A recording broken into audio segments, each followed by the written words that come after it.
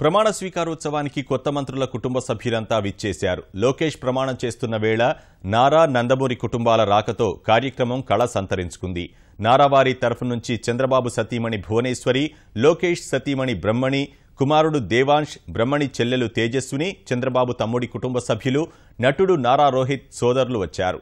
నందమూరి కుటుంబం నుంచి బాలకృష్ణ, ఆయన సతీమణి వసుంధర, హరికృష్ణ, రామకృష్ణతో పాటు వారి అన్నదమ్ములు, అక్కా చెల్లెళ్లు, నందమూరి కళ్యాణ్ రామ్ విచ్చేశారు.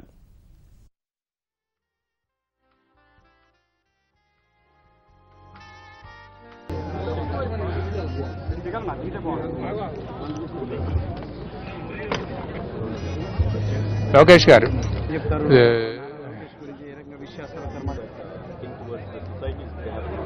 ఏం చెప్తారు లోకేష్?